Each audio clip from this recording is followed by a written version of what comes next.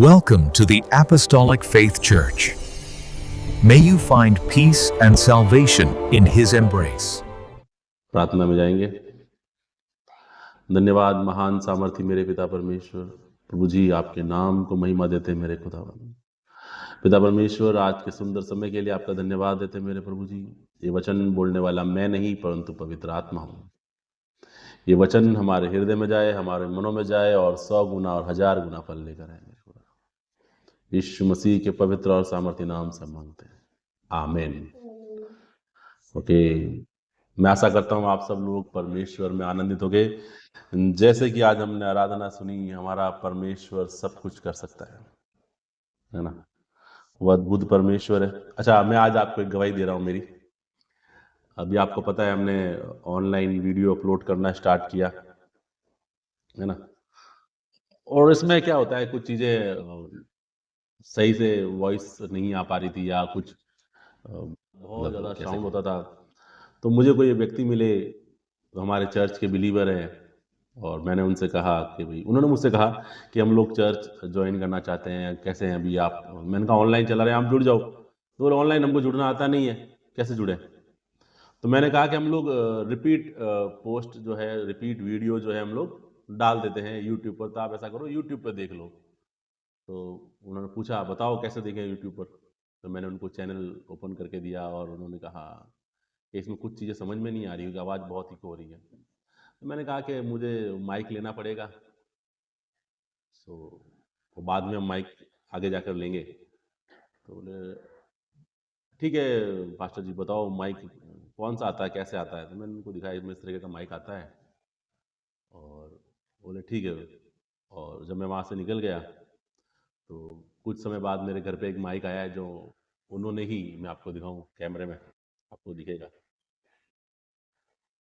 है ना, उन्होंने ही ऑर्डर करके मेरे घर पे कॉलर माइक है, आप शायद देख पाएंगे इधर। शायद आपको वीडियो में, जब आप यूट्यूब पे वीडियो देखोगे तो आपको ये मिलेगा देखने के लिए। 2 माइक हैं इसके अंदर, और परमेश्वर का धन्यवाद हो। इसकी कॉस्ट में लगभग 2500 रुपये इसकी कॉस्ट है। लेकिन जिसमें मैं आपको इसलिए बता रहा हूँ, जिसने ये बोया है उसकी वैल्यू, उसकी मतलब उसकी औकात नहीं 2500 रुपये। सच बता रहा हूँ मैं, बहुत शब्द अच्छा नहीं है, बट जिसने ये बोया है 2500 रुपये, और मैं सच्ची में बता रहा हूँ, मैं परमेश्वर उसको बहुत ब्लेस करे। जिसने ये दिया है ना, वो उसकी शायद एक महीने की तनख्वाह है 3000 या 4000 रुपये। लेकिन जब हम परमेश्वर के साथ खड़े होते हैं, जब हम परमेश्वर के दर्शन में चलते हैं, जब हम परमेश्वर के वचन को सब चीज़ों से ज़्यादा महत्व देते हैं, तो परमेश्वर के लिए आप सब कुछ समर्पित करना चाहते हैं। ये अद्भुत गवाही है। जिस भाई ने ये बोया है, परमेश्वर से आशीष दे। और ये बात पैसे की वैल्यू नहीं है, लेकिन आप सबसे ज़्यादा किसको अपने जीवन में स्थान देते हैं। मैं कल एक मीटिंग में था, कुछ हमारे मित्र जो हैं, भैया हैं, वो बाहर से आए थे, और हम वचन के साथ मनन कर रहे थे। तो उसमें हम लोग एक हम कहानी पढ़ते, सब लोगों ने पढ़ा है, मरियम और की कहानी। वो यीशु मसीह के पैरों में लाकर जो है इत्र, जो सुगंधित इत्र है, वो डाल देती है, और वहाँ पर यहूदा इस्करियोती कहता है तुमने इसको वेस्ट कर दिया, ये हम कंगालों में दे सकते थे पैसा इसका, ये पैसा गरीबों की सहायता के लिए इस्तेमाल किया जा सकता था। लेकिन आप समझे, वो उसने अपनी पूरी कमाई, पूरी इनकम परमेश्वर के चरणों में समर्पित कर दी। हम देखो, सेवा अलग चीज है, और परमेश्वर की महिमा के लिए करना अलग चीज है ना। ये एक गवाही मैं आपको देना चाह रहा था, किसी भाई की गवाही है जिन्होंने बोया परमेश्वर के लिए, परमेश्वर ने आशीष दे। अद्भुत परमेश्वर आपका दिल देखता है, परमेश्वर आपके पैसे नहीं देखता, परमेश्वर देने वाला हृदय देखता है। तो जब वहां पर यहूदा इस्करियोती ये कहता है कि ये तुमने गलत किया है, लेकिन परमेश्वर कहते हैं नहीं, इसे मत डांटो। आज से ये महिला हर वो उस जगह पर इसका नाम लिया जाएगा जहां पर सुसमाचार का प्रचार होगा।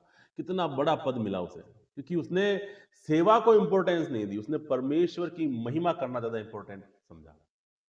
आप समझ रहे हैं, परमेश्वर उसके बाद क्रॉस पर चढ़ाए जाने वाले हैं, और परमेश्वर का हृदय अंदर से टूटा हुआ है। परमेश्वर एकदम अकेलापन महसूस कर रहे होंगे उस समय में, लेकिन उस समय वो एक महिला, एक बेटी परमेश्वर के पास आती है, उन्हें कहती है परमेश्वर, अपने अपना महंगा इत्र उनके पैरों में डाल देती है, अपने बालों से उनके पैर साफ करती है, और परमेश्वर उसको कहते हैं, ब्लेस करते हैं, उसको आशीष देते हैं, और परमेश्वर कहते हैं कि इसने जो किया है ये आने वाली पीढ़ी पीढ़ी तक याद रखा जाएगा।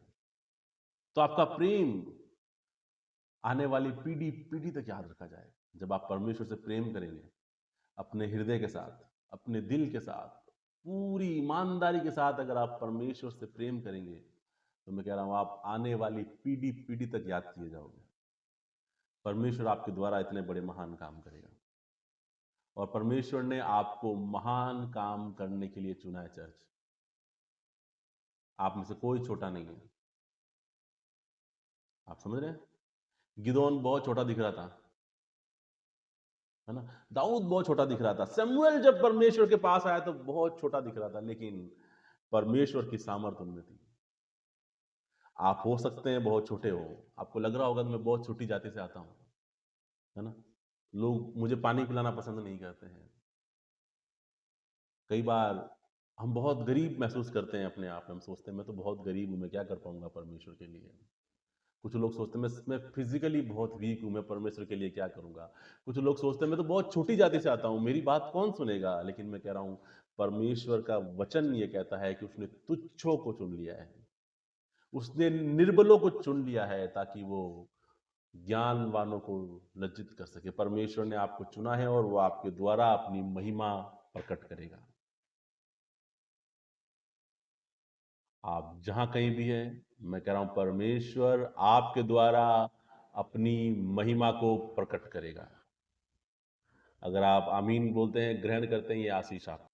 आइए हम एक वचन में जाएंगे। पिछले दिनों में हमने सीखा परमेश्वर जब हमें बुलाए तो हमें क्या करना चाहिए, किस प्रकार से परमेश्वर हमें दर्शन देता है, किस प्रकार से हम परमेश्वर के पीछे चलते हैं, और किस प्रकार से हम 6 चरण से गुजरते हैं, क्या क्या जीवन में हमारे होता है, वो सब बातें हमने पिछले दिनों सीखी। आज हम उसके चरण में आगे बढ़ेंगे। याकूब अध्याय 1 वचन 7 और 8 हम पढ़ेंगे।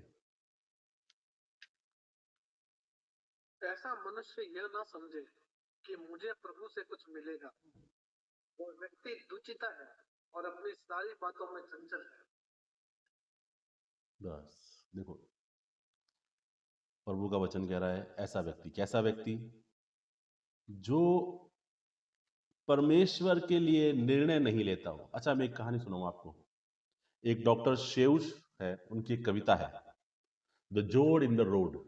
जोड़ एक प्रकार का कैरेक्टर है, और जोड़ क्या करता है कि अपने घर से निकल जाता है और रोड पे रहता है, और वो सोचता है उसे कहाँ जाना है।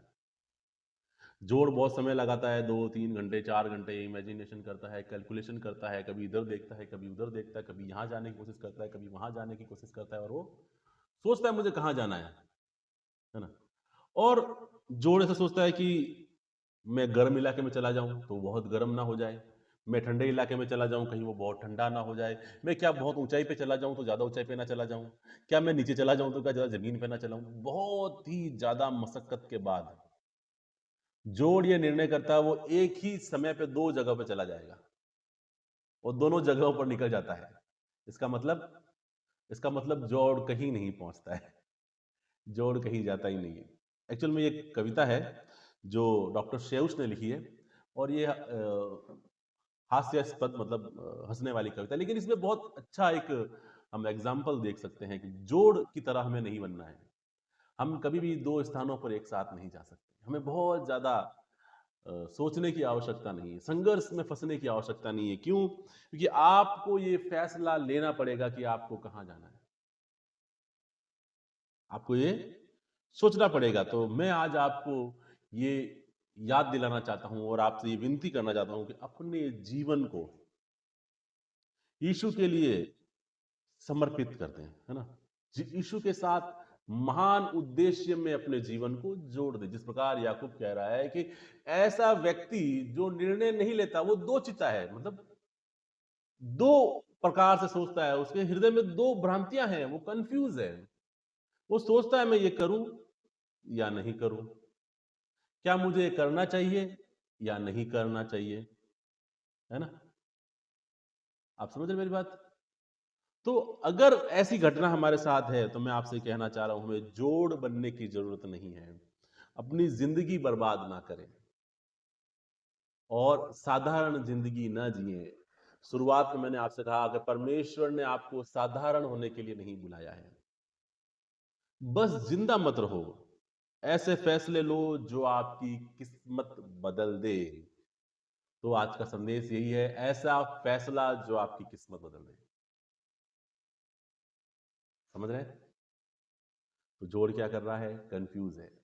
हम में से बहुत सारे जोड़ हैं जो कंफ्यूज है, जो सोच रहे हैं मुझे क्या करना चाहिए, क्या मैं ये करूं, क्या मुझे परमेश्वर के पीछे चलना चाहिए, अच्छा क्या मुझे प्रार्थना करनी चाहिए, क्या प्रभु यीशु मसीह मेरी इच्छाएं पूरी कर सकते हैं, क्या प्रभु यीशु मसीह ही जीवित परमेश्वर है, क्या बाकी सब चीजें क्या है।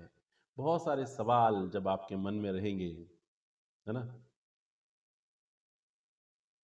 तो मैं आज आपको मोटिवेट करना चाह रहा हूं 4 जिंदगी के ऐसे फैसले जो आपके जीवन को बदल सकते हैं। 4 फैसले क्या करेंगे वो आपके जीवन को बदल सकते हैं। तो पहला है अपना जीवन यीशु मसीह को सौंपना और मसीह परिवार का हिस्सा बनना।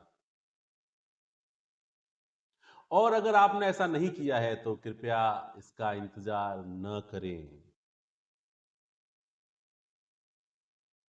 फैसला नहीं लेना भी एक फैसला है, आप यह ध्यान रखिएगा, है ना। अगर आप ये सोच रहे हैं कि समय आने पे करूंगा, मैं मुझे ये चीज मिल जाए तो मैं लोगों से कहूंगा मैं प्रभु यीशु मसीह को मानता हूं, मुझे कुछ मिल जाए तो मैं बपतिस्मा लूंगा, मुझे बड़ी आशीष मिले तो मैं प्रभु यीशु मसीह को ग्रहण करूंगा, पहले परमेश्वर मेरे जीवन में चमत्कार कर दे तो फिर मैं प्रभु यीशु मसीह को मानूंगा।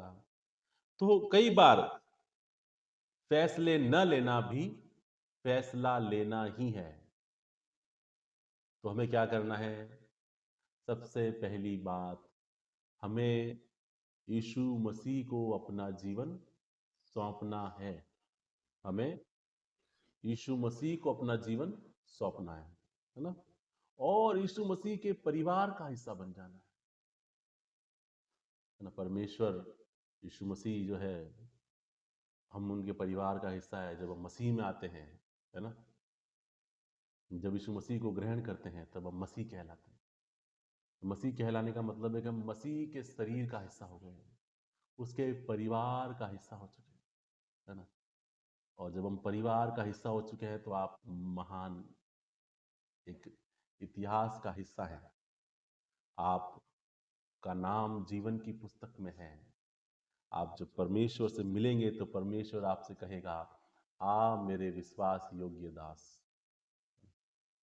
बहुत सारे लोग इस इंतजार में जीवन जी रहे हैं, है ना। बहुत सारे लोग परमेश्वर को खोज रहे हैं। बहुत सारे लोग जो इन जंगलों में, पहाड़ों में, नदियों के आसपास, कहाँ कहाँ आप देखिए ईश्वर की खोज में लगे हैं। लेकिन आप और हम बहुत सौभाग्यशाली और बहुत धन्य है कि परमेश्वर ने हमारे ऊपर अपने आप को प्रकट किया। हमारा कोई ऐसा कर्म नहीं था कि परमेश्वर हमें कुछ दे, है ना। बाइबल कहती है ये हमारे कर्मों से नहीं हुआ है। हम कोई महान नहीं थे, मैं बहुत पढ़ा लिखा था इसलिए ऐसा हुआ है, नहीं, ऐसा नहीं है। ये तो परमेश्वर का प्रेम है ना, ये परमेश्वर का अनुग्रह है। ये उससे भाया कि वो हमें चुने। तो हम चुने गए हैं, परमेश्वर ने आपको चुना है। तो इस चुने जाने को सिद्ध करें, है ना, और अपना जीवन प्रभु यीशु मसीह को सौंप दें। अपना जीवन प्रभु यीशु मसीह को सौंप दें। दूसरा पॉइंट वो ये है कि उन आदतों को अपनाना जो आपको आध्यात्मिक रूप से बढ़ने में मदद करेगी। कमजोर, गुनगुनाने और सिर्फ ऊपरी मसीह मत बनो, है ना। आगे बढ़ो, वह सब बनो जो परमेश्वर चाहता है कि तुम बनो। ठीक है। तो क्या कह रहा है? उन आदतों को अपनाएं जो आपको मसीह में बढ़ाए। ठीक है। वो आदतें कौन सी है? प्रार्थना करना, बाइबल पढ़ना, छोटे छोटे पापों से अपने आप को बचाना। कई बार हम सोचते हैं बड़ा पाप तो व्यभिचार है, मैं वो नहीं करता हूं, लेकिन मैं झूठ बोलता हूं। लेकिन आप समझिए, झूठ बोलना भी एक प्रकार का पाप ही है। मैं बता रहा हूं, कल हम लोग वो एक चैप्टर से मनन कर रहे थे यहूदा इस्करियोती के बारे में, और जब मरियम के बारे में बताया गया, मरियम ने पैरों में प्रभु यीशु मसीह के इत्र डाला और महिमा करी परमेश्वर की, तो यहूदा इस्करियोती वहां बोलता है कि तुमने इतना इत्र व्यर्थ कर दिया, इसे बेचकर कंगालों की सेवा में इस्तेमाल किया जा सकता था, है ना। और आगे वचन में लिखा गया है कि उसने ऐसा इसलिए कहा क्योंकि वो यीशु मसीह के सारे पैसों का मैनेजमेंट करता था, और पैसों की थैली उसके पास रहती थी, और वो थोड़ा थोड़ा पैसा उसमें से निकाल लिया करता था। क्या करता था? थोड़ा थोड़ा पैसा उसमें से निकाल लिया करता था। इसका मतलब क्या है पता है आपको? वो थोड़ी थोड़ी चोरी पहले से ही कर रहा है, स्टार्टिंग से ही। वो जानता है कि परमेश्वर वो परमेश्वर है जिसने लंगड़े चलाए, उसने देखे हैं लंगड़े चलते हुए, उसने देखे हैं कि 5,000 लोगों को परमेश्वर ने खाना खिलाया है, उसने देखा है कि वो परमेश्वर है जो पानी पे चल रहा है। आप समझ रहे हैं? उस परमेश्वर के साथ रहते हुए वो छोटे छोटे पाप कर रहा है, और फिर एक दिन वो इतना बड़ा पाप कर देता है जिसकी कोई क्षमा नहीं है। लेकिन इसका मतलब ये नहीं है कि यीशु मसीह बलिदान नहीं होते। अगर यहूदा इस्करियोती तो उन्हें नहीं पकड़ाता था, वो तो परमेश्वर की डेस्टिनी थी। वो प्रभु यीशु मसीह आया इसीलिए था कि वो बलिदान हो। यीशु अगर वो नहीं होता तो यीशु मसीह किसी और कारण से पकड़े जाते। लेकिन ये अवसर उसे इसलिए मिला, ये इस ट्रैप में वो इसलिए फंसा क्योंकि वो शुरुआत से ही गलत तरीके से चल रहा था। वो दिखा रहा था लोगों को वो मसीह है। अच्छा, लोग सोच रहे होंगे ना कि ये यहूदा तो यीशु मसीह के 12 चेलों में से एक है ना। लेकिन वो छोटे छोटे पाप कर रहा था या नहीं कर रहा था? आप बाइबल पढ़ेंगे आपको पता चलेगा। तो वो कर रहा था, है ना, छोटे छोटे पाप, छोटी छोटी गलतियां। हम भी कई बार मसीह के साथ रहते हुए, है ना, प्रभु ने हमारे जीवन में बहुत बड़े बड़े चमत्कार किए, लेकिन हम भी कई बार छोटे छोटे पाप करते रहते हैं हमारे जीवन से। तो ये बात हमेशा ध्यान रखना, छोटे छोटे पाप मिलकर एक दिन बड़े पाप बन जाते हैं। तो ये भी आदत हमें परमेश्वर से प्रार्थना करके छोड़नी चाहिए। पवित्र आत्मा की मदद मांगिए कि परमेश्वर मेरी मदद कीजिए, मैं इन पापों से बाहर निकल पाऊं। तो क्या दूसरा पॉइंट क्या है? उन आदतों को अपनाएं जो आपको मसीह में बढ़ने में मदद करें। क्या करें? उन आदतों को अपनाएं जो आपको मसीह में बढ़ने में मदद करें। ठीक है, सॉरी। तीसरा पॉइंट है, अपनी प्रतिभा, अपने तोहफे, अपनी काबिलियत और अपने अनुभवों का इस्तेमाल परमेश्वर और दूसरों की सेवा करने के लिए करना, है ना। आप में से कुछ लोग बेंच पर बैठे हैं और अब आपको खेल में आने का समय है, आपका टाइम है, अब आपको ग्राउंड में उतरना है। बहुत सारे लोग वेट कर रहे हैं, कैसे करना है। परमेश्वर ने आपको टैलेंट दिया है, ठीक है। 1% अगर आपको ये लग जाए कि मैं ये काम कर सकता हूं, और आपके अंदर जिज्ञासा पैदा हुई, फॉर एग्जाम्पल आपको लग रहा है कि मुझे म्यूजिक में जाना चाहिए, आराधक बनना चाहिए, तो क्या करना पड़ेगा? आपको सीखना पड़ेगा, प्रोसेस है ना। मैंने पिछली बार भी समझाया, प्रोसेस। उस प्रोसेस में बने रहना। ऐसा टाइम भी आएगा कि आपके मन में आ जाएगा कि यार छोड़ना, मेरे से नहीं हो रहा है। आपसे होगा, इसीलिए परमेश्वर ने आपके मन में डाला है। ये बात हमेशा ध्यान रखना, क्योंकि प्रोसेस हमेशा बहुत डिफिकल्ट होता है, इजी नहीं होता है। मैं आपको मोटिवेट कर रहा हूं इस चीज को लेकर के, आप याद रखना, डिमोटिवेट नहीं कर रहा हूं, मैं आपको ये समझाना चाह रहा हूं। अगर परमेश्वर ने गिदोन के मन में ये डाला कि तू शत्रुओं की सेना को हरा सकता है, तो इतना आसान गिदोन के लिए नहीं था, परमेश्वर के लिए था, क्योंकि परमेश्वर सर्वशक्तिमान है। वो जानता था ये कर सकता है और मैं करवाऊंगा इससे, लेकिन गिदोन के लिए बहुत मुश्किल था। तो आपको परमेश्वर ने बोला कि तू आराधक बन या तू बड़ा बिजनेसमैन बन, अब आप जीरो पे हो, आपको लगेगा अरे यार मेरी तो आवाज भी अच्छी नहीं है, मैं तो गिटार पकड़ना भी नहीं जानता, मुझे तो कुछ आता ही नहीं है। लेकिन परमेश्वर ने अगर आपके मन में डाला है तो मैं कह रहा हूँ इसीलिए डाला है क्योंकि आप कर सकते हो। अब आगे की जर्नी आपको सीखना है और परमेश्वर पे छोड़ देना है। बीच बीच में अप एंड डाउन आएंगे, है ना, ऐसे ऊपर नीचे आएगी, ग्राफ ऐसे ऊपर नीचे होगा, और वो जरूरी है। इसीलिए इसी होती है ना, इसी वैसे चलती है 8 बीट, है ना। अगर वो सीधी चले तो खेल खत्म है हमारा। अगर ऐसे चल रही है ना बढ़िया, तो ठीक है, कोई दिक्कत नहीं। प्रॉब्लम्स आ रही है, कभी सीखने का मन नहीं हो रहा, कोई बात नहीं है। कभी जाने का मन नहीं हो रहा है, कोई बात नहीं, अगले दिन चले जाओ। छुट्टी करने का मन हो रहा है, कर लो, रिलैक्स, आराम से, धीरे धीरे। और एक टाइम आएगा आप अच्छे स्थान पे पहुंच जाओगे। एक टाइम आएगा जब आप बहुत अच्छा करने लग जाओगे, लेकिन एक दिन नहीं होगा, है ना। एक दिन में नहीं होगा, बट एक दिन होगा। ओके, तो आप में से कुछ लोग अगर ये निर्णय लेंगे तो उस पर खड़े रहना है ना, पीछे नहीं हटना उससे। स्टार्टिंग में बहुत दिक्कतें आएंगी, समस्याएं आएंगी। जब हम उसको करने जाएंगे तो प्रॉब्लम्स आएगी, ऐसी बात नहीं है कि नहीं आएगी। एक दिन में कुछ भी नहीं होता है, लेकिन जब आप अपनी काबिलियत, अपने गिफ्ट, अपने तोहफे, जब आप सोचते हो मैं परमेश्वर के चरणों में समर्पित कर दूंगा, तो प्रॉब्लम आएगी स्टार्टिंग में ना। आई थिंक मरियम को भी आई होगी, क्योंकि यहूदी कल्चर के अंदर जो वो इत्र की जो शीशी होती है ना, वो जिसके अंदर परफ्यूम रखते हैं, वो लड़कियां रखती है जो शादी के दिन के लिए रखती हैं उसको। उसने वो तोड़ा, इसका मतलब आप समझ रहे हैं, वो शादी नहीं करेगी, परमेश्वर की सेवा करेगी वो। उसका एक मीनिंग ये भी होता है। तो बहुत मुश्किल रहा होगा मरियम के लिए वो सीसी परमेश्वर के चरणों में वो तोड़ देना। बहुत डिफिकल्ट होगा, इतना आसान तो नहीं होगा।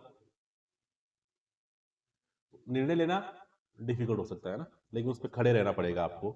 अपने टैलेंट को, जो भी आपके अंदर टैलेंट है, आपको लग रहा है मैं लोगों को वचन दे सकता हूँ, आपको ये लग रहा है कि मैं किसी की हेल्प कर सकता हूँ, आपको लग रहा है मेरे पास कुछ है, उसको, उससे क्या करो, परमेश्वर की महिमा करो। सेवा का मतलब यही है, परमेश्वर की महिमा। सेवा का मतलब ये कभी नहीं है कि मैं स्टार बन जाऊं, लोग मुझे मुझे देखें, बस फिर आराम से मैं मजे करूं, ऐसा नहीं है ना। अच्छा, इन पिछले कुछ दिनों मेरे माइंड में आया कि हम जो है यूट्यूब पे फेसलेस चैनल बनाएंगे ना, जिसमें मेरा फेस नहीं दिखे, और मैं प्रचार जो है वो रिकॉर्ड करके वीडियो के साथ डाल दूंगा। तो मेन तो परमेश्वर की महिमा करना ही है, कैसे भी हो, ठीक है। लेकिन देखो, परमेश्वर अपने तरीके से सोचता है, और मैंने बहुत बार परमेश्वर से प्रार्थना करी, परमेश्वर ने मुझे अलाउड नहीं किया। परमेश्वर ने कहा अगर वीडियोस आएंगे तो विथ फेस आएंगे, है ना, ऐसे नहीं आएंगे। तो मैंने परमेश्वर से कहा, परमेश्वर मैं अपनी प्रोफेशनल लाइफ और स्पिरिचुअल लाइफ कैसे मेंटेन करूंगा? अगर किसी को ये लगेगा कि ये तो ईसाई है और मैं उनकी हीलिंग लेने, मतलब काउंसलिंग्स लेने जाता हूँ, तो उन्हें बुरा लगे, मेरे खिलाफ कुछ एक्शन ले, वो कुछ ऐसा भी हो सकता है। तो परमेश्वर ने कहा कि यही महिमा है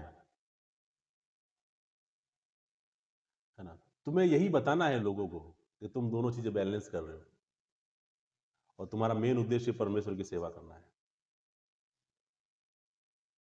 ना। तो फिर उसके बाद मैंने डिसाइड किया, ठीक है, जो परमेश्वर बोल रहा है हम वही करेंगे। फिर हमने ये डिसाइड किया कि हम यूट्यूब चैनल पे फेस के साथ आएंगे।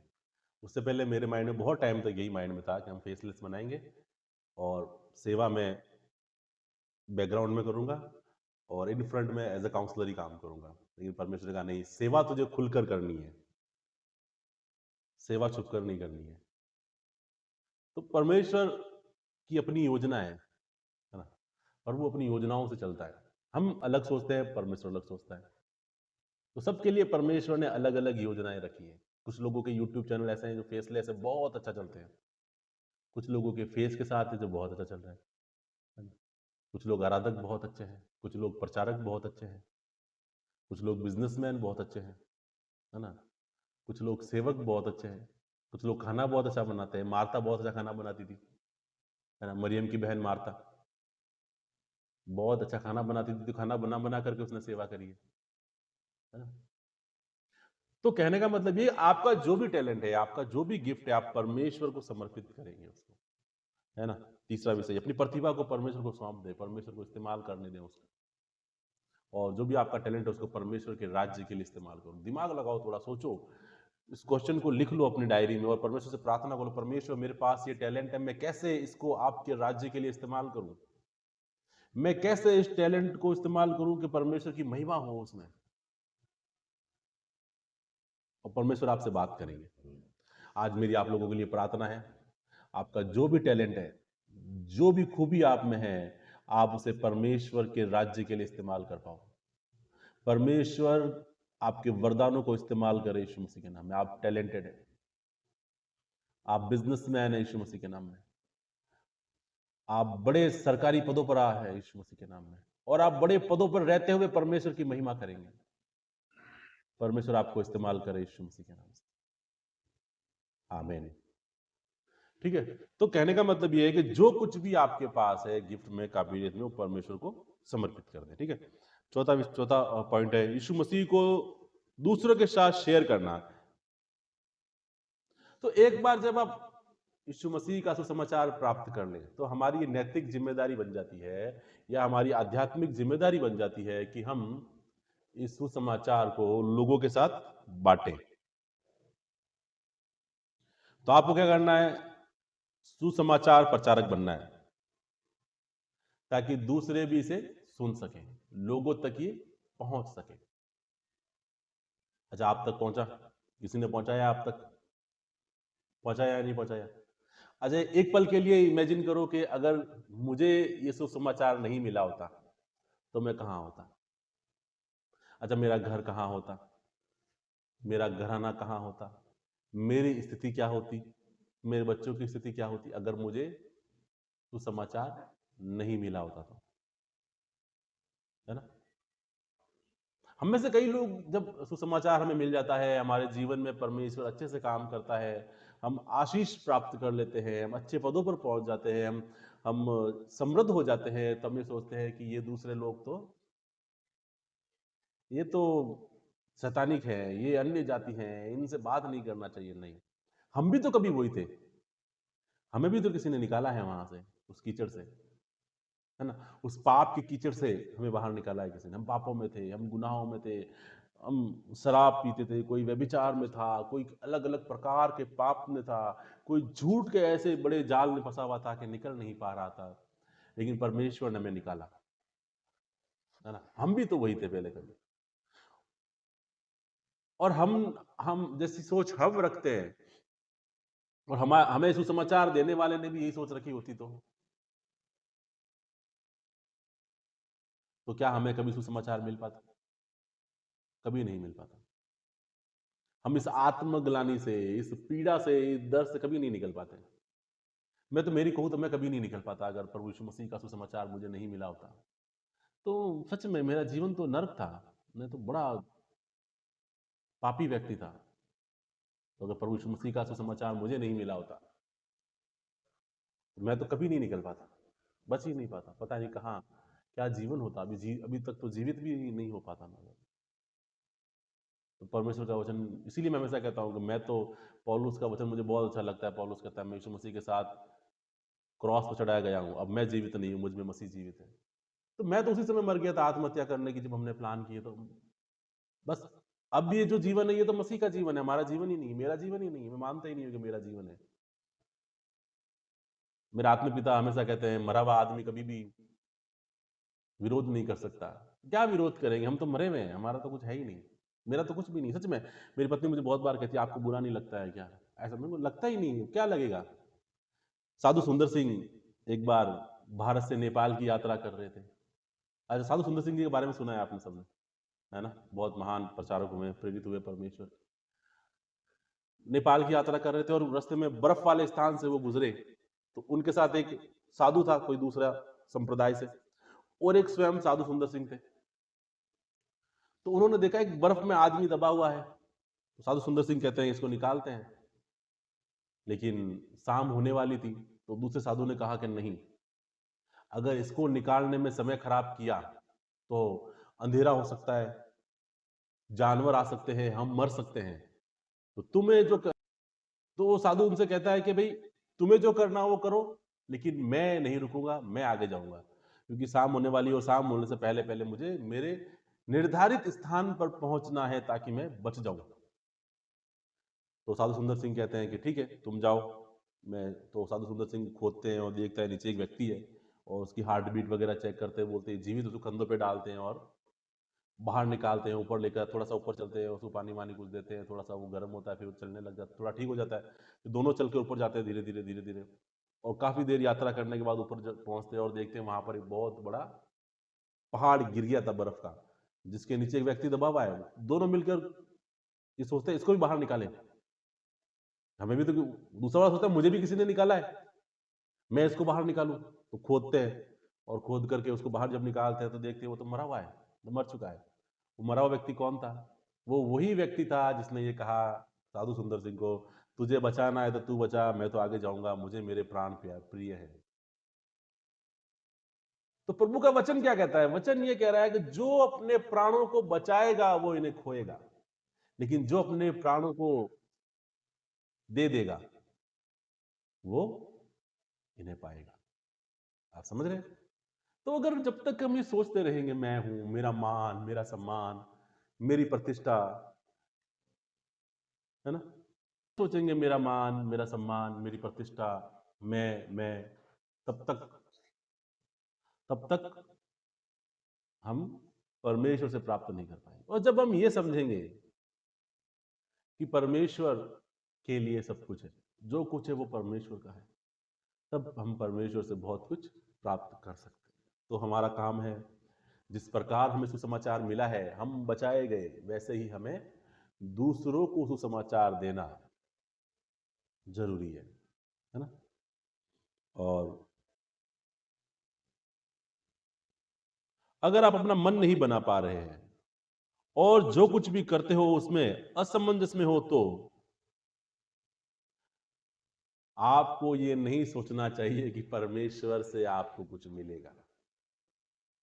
फिर वही बात याकूब 1:7 और 8 में जो याकूब कहता है वचन में, जो याकूब ने लिखा है वो यही लिखा है, अगर आप डिसीजन नहीं ले पा रहे हैं, अगर आप परमेश्वर के वचन से निर्णय नहीं ले पा रहे हैं, तो आपको परमेश्वर से कुछ नहीं मिलेगा।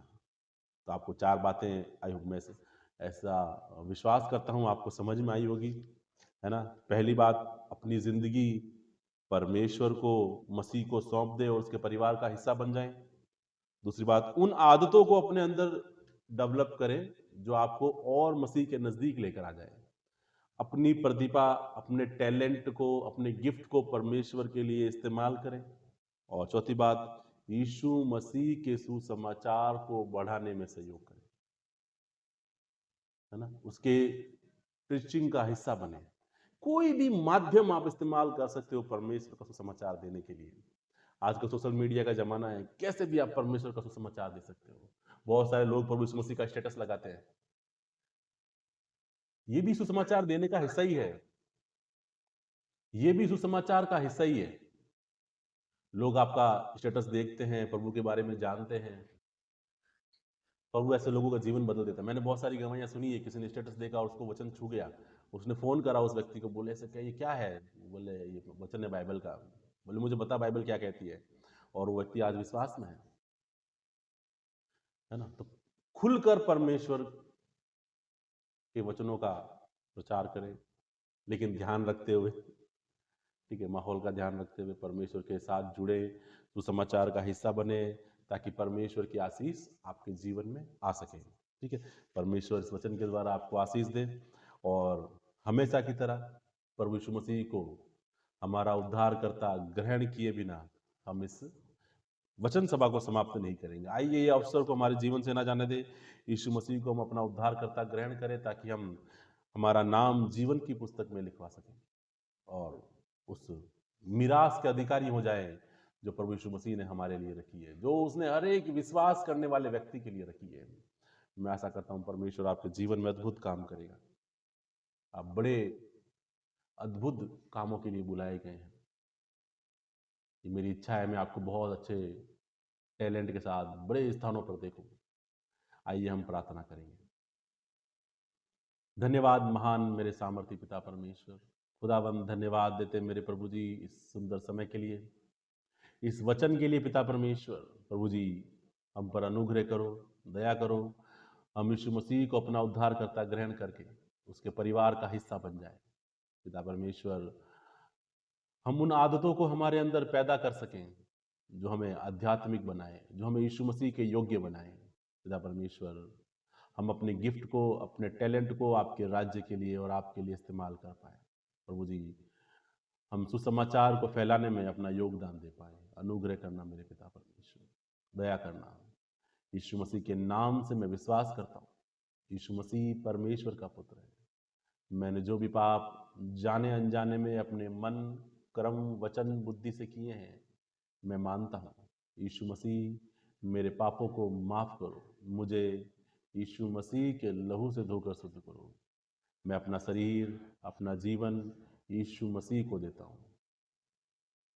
मैं यीशु मसीह को अपना उद्धार करता, मुक्तिदाता ग्रहण करता हूँ। धन्यवाद यीशु मसीह मुझे बचाने के लिए। प्रार्थना यीशु मसीह के नाम से मांगते हैं।